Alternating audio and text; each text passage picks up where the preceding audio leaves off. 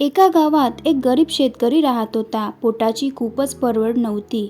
कष्ट करूनही पीक तयार होत नव्हतं. कर्ज वाढत होतं. गावकरी त्याला हिणवायचे, तुझं नशीब फाटलेलं आहे, तुझा काही उपयोग नाही. पण शेतकरी मनापासून स्वामींवर श्रद्धा ठेवत होता. रोज सकाळी आणि संध्याकाळी तो स्वामींच्या नावाचा जप करायचा. श्री स्वामी समर्थ. एक दिवस तो रडत रडत स्वामींच्या मठात गेला आणि म्हणाला, स्वामी, माझ्या लेकराचं पोट भुकेलं आहे. मला माझ्या कुटुंबाचं पोट भरायला सामर्थ्य द्या.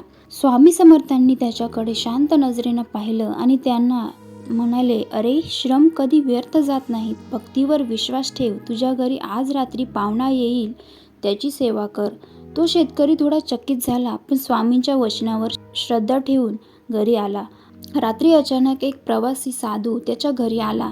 घरात फारसं खायला नसतानाही शेतकऱ्याच्या बायकोने थोडं जेवण साधूसमोर ठेवलं. साधू प्रसन्न झाले आणि निघताना शेतकऱ्याला आशीर्वाद दिला, तुझं शेत पिकांनी बहरून जाईल.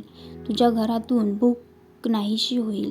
पुढच्या दिवसापासून त्याच्या जमिनीत चमत्कार घडला. पीक इतकं दाटून आलं की गावकरी आश्चर्यचकित झाले. तो शेतकरी काल दारिद्र्यात होता आणि आज तो समाधानात जगू लागला. मित्रांनो, स्वामी समर्थ शिकवतात, भक्ती, श्रद्धा आणि सेवाभाव असेल तर परमेश्वर आपोआप कृपा करतो.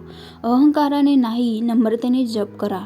मित्रांनो, कथा आवडली असेल तर लाईक करा, शेअर करा आणि चॅनेलला सबस्क्राईब करायला विसरू नका. श्री स्वामी समर्थ.